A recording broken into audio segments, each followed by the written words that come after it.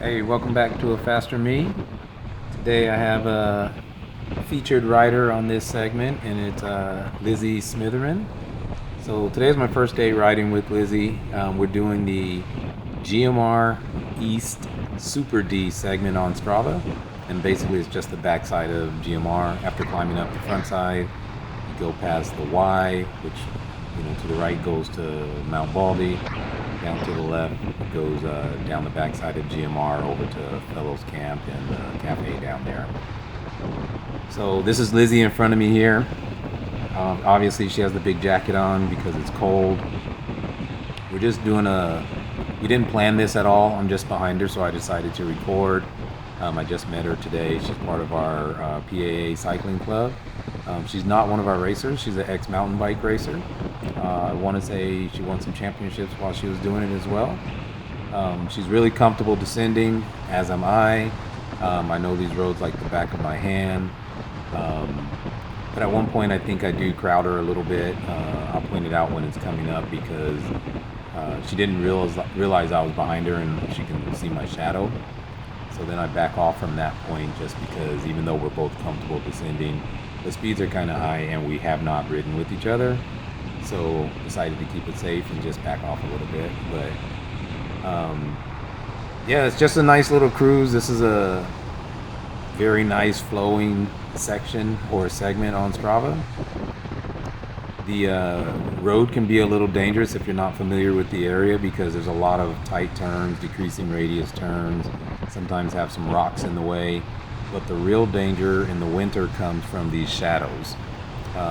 We had a really thick marine layer this morning, so there's a lot of moisture that gathers here overnight in the winter, and because this section or segment, and this is where I surprise her a little bit there, so I back off here and let her know that I'm recording her, and we just chill the rest of the way. But she takes some safe lines. I take the wider line. I don't want to be directly behind her in her wheel track, just because at these speeds sometimes it's hard to slow down. So I'm always going to be riding off to one side or another, and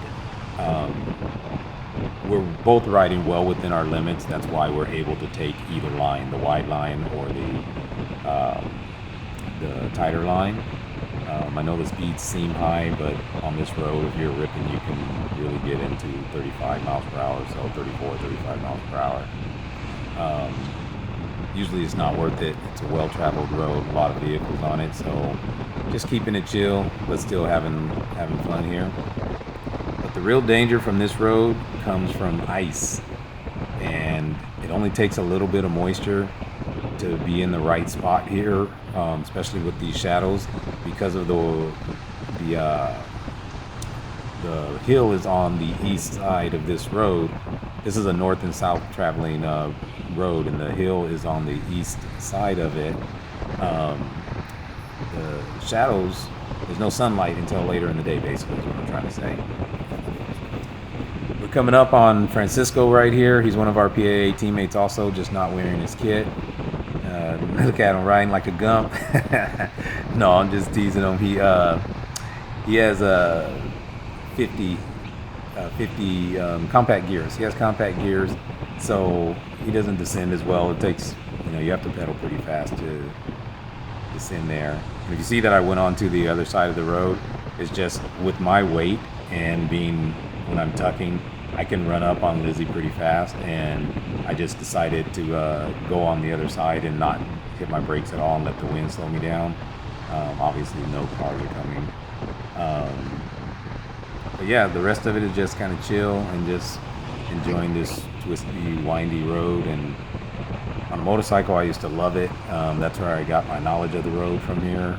On this segment is just, I've ridden this road probably between a bike and the motorcycle, probably, well into the hundreds of times. Yeah, it used to be all day, every day. GMR used to be closed about 10 years ago, and when we came up on the motorcycle, this was the only section we could do that was really twisty. We'd have to just go up to the Y and back down to Fellows Camp, and we would basically come up and, basically do hill repeats on a motorcycle for an hour or two. So yeah, definitely have some intimate knowledge of this road. Also had my first motorcycle crash on this road due to that ice that we talked about.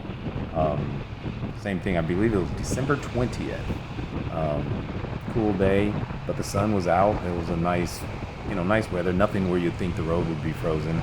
And it was about I don't know, maybe an eighth of an inch sheet of ice in all of the shadows, which is very difficult to see. Anyway, I'm not sure how familiar Lizzy is with this road. I think she said she hasn't done it too many times, so she's definitely taking the chill line and not trying to push too hard. As you notice, both of us are not putting down any watts. We're just basically freewheeling down the road.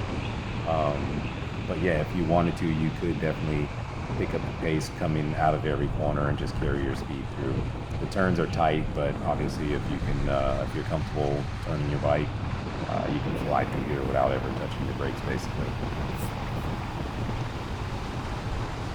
There are obviously some spots where it's a little tighter or a little more dangerous than others. So definitely proceed with caution if you try to do this segment. And again, this is the GMR East Super D segment. And I believe we do it in about, I don't know, today we probably did it in 9:40. I don't remember the exact seconds, but I think it's around 9:40, something like that. And I think my fastest time is only like 9 minutes, 9:02, 9:08, 9:06, somewhere in there.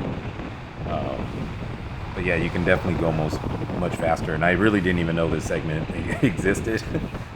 We were just riding, but I saw it on the Strava after we were done. So I don't think I'll ever try to beat my record on it, though. It's just risk versus reward is not worth it to push too fast on there. Maybe in the summer, but definitely not in the winter. Another thing is you'll see every now and then there's some dirt in the corners. Anytime you're on mountain roads, there's a lot of, I shouldn't say a lot, but often there's rock slides, stuff like that. And this area of the Angeles National Forest or whatever is not foreign to rock slides. The roads wash out, every few years or so.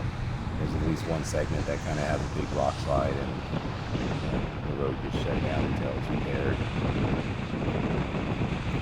It opened up a little gap, let Lizzy open up a little gap on me, so just accelerated for a second. As you see, I don't put in too big of an effort, just a couple pedals, and your momentum, if you just tuck, will usually allow you to close that gap.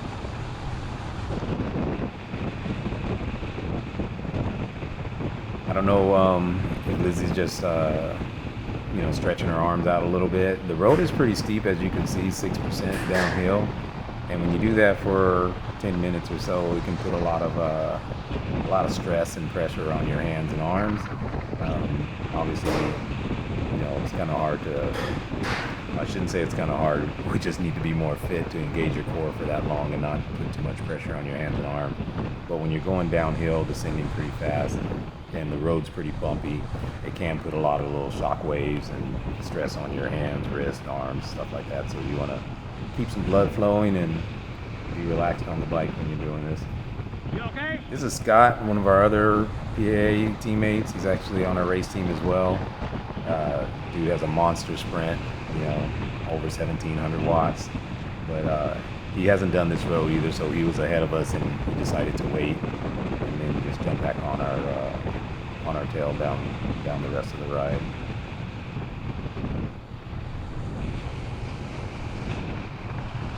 It's very windy today too. This side is not as bad, but I have another video of coming down Highway 39, which we connect to in a little bit. But yeah, when you have some deep dish wheels and high winds at high speed, it's just a little bit nerve-wracking. So it doesn't bother me that much, but every once in a while you'll get a gust that will, really challenge your bike handling if you're not paying attention.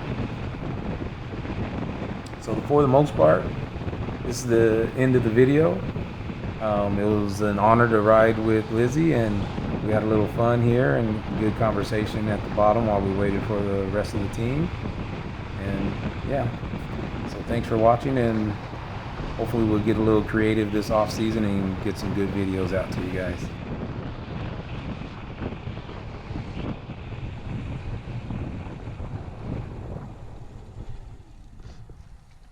Hopefully I got some good video of you.